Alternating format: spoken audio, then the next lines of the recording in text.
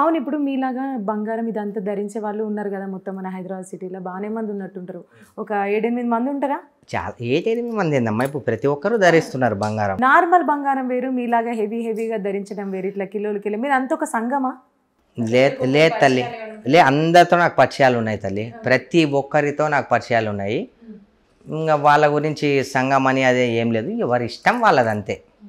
ఎవరి గురించి మనం మాట్లాడకూడదు. బయట మామూలుగా మనం చూసుకున్నట్టయితే ఇప్పుడు మన హైదరాబాద్లో ముఖ్యంగా మాఫియాలు, ఆ డ్రగ్స్ మాఫియా కానివ్వండి, లేదా ఇంకా బెగ్గర్స్కి సంబంధించి వాళ్ళది ఒక టీం ఉంటుంది, ఒక పెద్ద మాఫియా నడుస్తుంది అంటారు. అది వాస్తవమే అంటారు.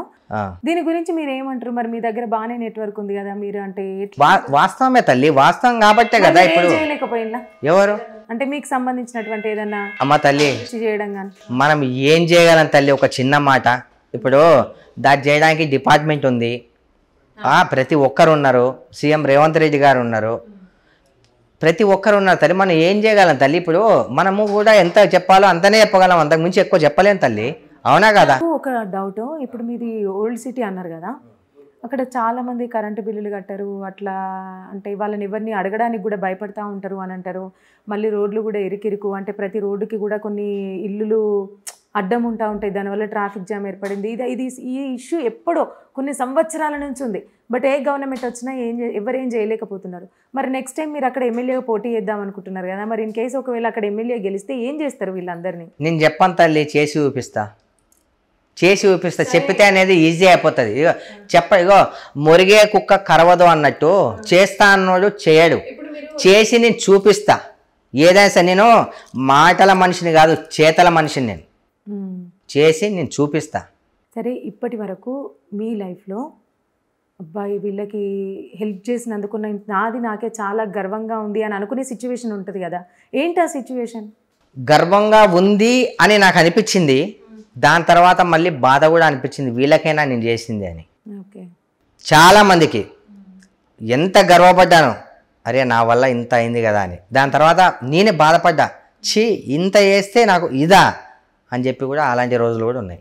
సరే అండి, ఇప్పుడు ఫ్యూచర్లో మీరు అనుకున్నటువంటి అన్ని పనులు చేయాలి, మీరు అనుకున్న అంటే అందరికీ మంచి చేయాలని మీరు అనుకుంటున్నారు కదా, అంతేకాకుండా నెక్స్ట్ మీరు ఆ ఎలక్షన్స్లో పోటీ చేసి మీరు అక్కడ ఎమ్మెల్యే అవుదాం అనుకుంటున్నారు కదా, సో ఖచ్చితంగా అవ్వాలి. అండ్ మా తరపున మీరు ఆవేశం తగ్గించుకోవాలి, ఒక స్మూత్ పర్సన్ కావాలి. ఆవేశమా? నాకు అసలు ఆవేశం రాదమ్మా, నేను ఆవేశంగా ఉండాను. ఎందుకు అలా అనిపిస్తున్నా చెప్పు?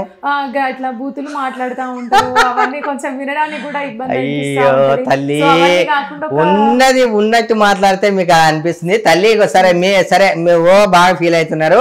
దయచేసి నా సోదరి మనులారా, ఏదైనా నేను ఒకవేళ మిమ్మల్ని తప్పుగా మాట్లాడినట్టయితే అది కూడా అందరికీ కాదు, జెన్యున్ ఉన్న వాళ్ళకి మాత్రమే చెప్తున్నా, జెన్యున్గా లేని వాళ్ళకి చెప్పట్లే నేను. అలాంటి సోదరులు ఎవరైనా ఉంటే వాళ్ళందరికీ ఐఎమ్ ఎక్స్ట్రీమ్లీ సారీ. జెన్యున్గా ఉన్న వాళ్ళకి మాత్రమే ఈ సారీ, జెన్యున్గా లేని వాళ్ళకి సారీ కాదు. అలా అని కాదు, అబ్బాయిలు కూడా అంతే, జెన్యున్గా ఉన్న వాళ్ళకే సారీ, జెన్యున్గా లేని వాళ్ళకి సారీ కాదు. సరే చూద్దాం ఆడియన్స్, మనం అందరం కూడా ఫ్యూచర్లో ఈ గోల్డ్ మెన్ లుక్ ఇదంతా కాకుండా ఒక మిస్టర్ పర్ఫెక్ట్ ఎందుకు నెక్స్ట్ ఇంటర్వ్యూలోనే మిస్టర్ పర్ఫెక్ట్ లానే ఇస్తా.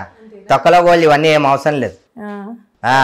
అసలు ఈ గోల్డ్ లేనప్పుడే నా రెస్పాన్స్, నా క్రేజ్ ఏందో తెలుసా అమ్మా? చూడండి మీరు ఓల్డ్ వీడియోస్ కి విపరీతంగా అది చెప్తున్నా కదా. చూద్దాం ఈ బాయ్ని ఎవరైనా ఇష్టపడతారేమో.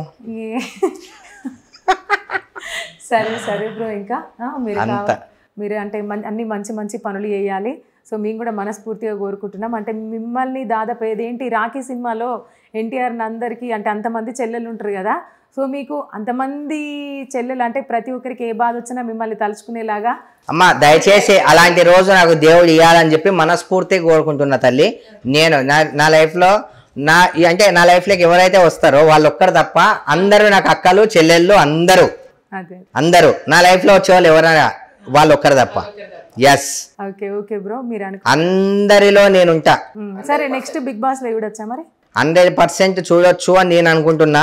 అది అయితే మంచిది అమ్మ, దేవుడు ఏమనుకుంటున్నాడో మనకు తెలియదు. సరే, మీరు నెక్స్ట్ టైం ఇప్పుడు బిగ్ బాస్ లో కనుక మీరు పోతే మీరు కూడా పూర్తిగా రివీల్ చేస్తలేరని నేను అనుకుంటున్నా. అంటే తెలియదు తల్లి, మన దాకా వచ్చేదాకా ఇప్పుడు ఒక షూటింగ్ కి మనం వెళ్తాం తల్లి, మన కెమెరా ముందు వెళ్ళేదాకా కూడా మన భరోసా లేదు మనం ఉంటామని. జరిపేసేటోళ్ళు చాలా మంది ఉంటారు. అందుకు వెళ్తే గుడ్, వెళ్ళకపోతే ఇంకా గుడ్.